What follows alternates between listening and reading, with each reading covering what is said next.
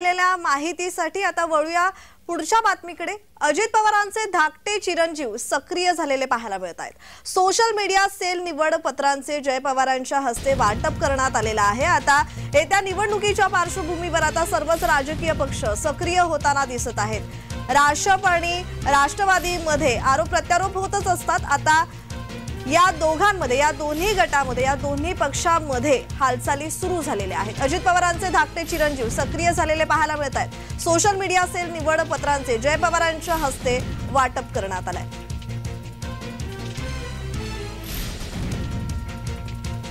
जय पवार यांच्याशी बातचीत केली आहे आमचे प्रतिनिधी नवनाथ बोरकर यांनी। पाहूयात। चिरंजीव जय पवार आज बारामती दौऱ्यावर आहे। दादा काय सांगाल, आज तुम्ही बारामती दौऱ्यावर आलेला आहेत, कशा पद्धतीने नियोजन असणार आहे? नियोजन तर आपले राष्ट्रवादी पार्टीची टीम व्यवस्थितच करतात।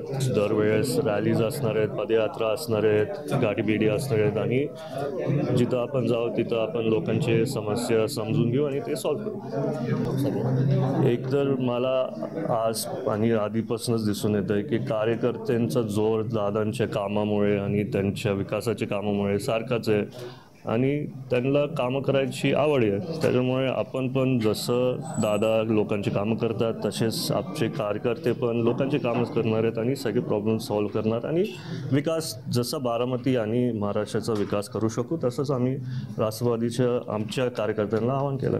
तर जोपर्यंत दादा त्यांचा उमेदवार जाहीर नाही करत तोपर्यंत मी काय बोलू नाही शकत।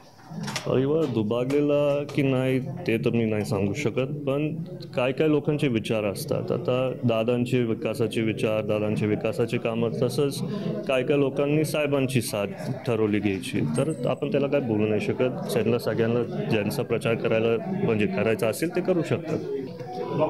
पवार संघर्ष तर आम्ही कधीच विचार केला नव्हता। मी जसं तुम्हाला आधी पण बोललो, आम्ही नुसतं दादांच्या विकासाच्या कामाबद्दल आणि दादांच्या कामाबद्दल बोलणार आहे। आपण पाहू शकता या ठिकाणी फक्त विकासाच्या बाबतीतच या ठिकाणी बारामतीमध्ये बोलणार असल्याचं जय पवार यांनी सांगितले। नवनाथ बोरकर, जय महाराष्ट्र न्यूज, बारामती।